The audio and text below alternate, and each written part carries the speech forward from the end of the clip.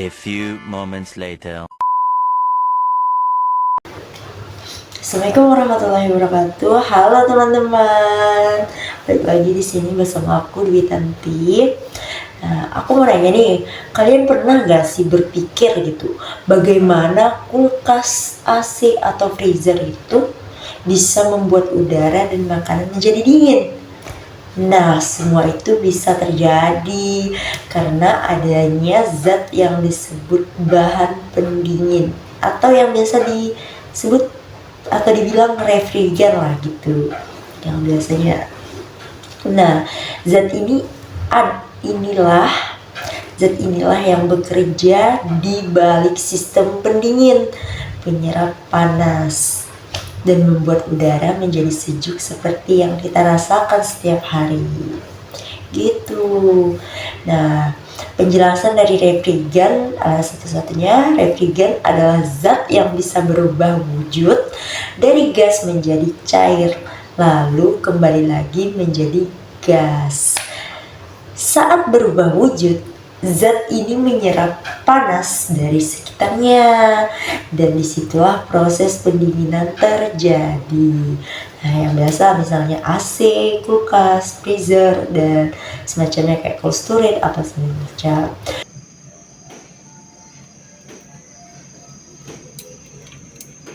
Prinsip ini digunakan hampir semua alat pendingin, mulai dari kulkas di rumah, nah yang tadi aku bilang, hingga mesin pendingin besar di pabrik-pabrik.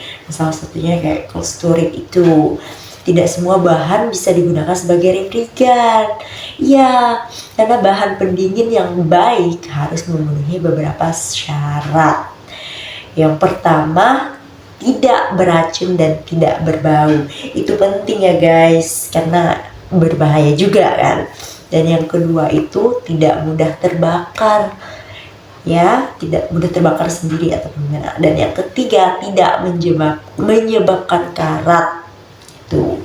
Lalu titik didihnya harus rendah dan harganya juga harus terjangkau atau ya biasa murah lah itu.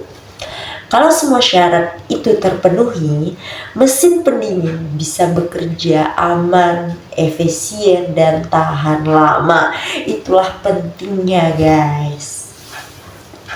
Yang pertama adanya amonia dengan kode R717. Amonia banyak digunakan di pabrik es dan gudang pendingin besar. Kelebihannya, amonia bisa menyerap panas dengan sangat baik sekali.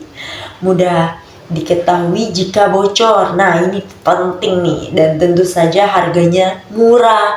Nah, orang kita kalau udah murah tuh, tapi ada juga kekurangannya. Amonia beracun, bisa menyebabkan karat dan bahkan bisa meledak jika bercampur udara dalam kadar tertentu. Itu cuma nominal lah gitu guys. Nah, jenis berikutnya adalah freon. Nah, ini sering nih freon nih, atau disebut juga dengan halogen freon. Ini paling sering kita temui di kulkas dan di AC rumah.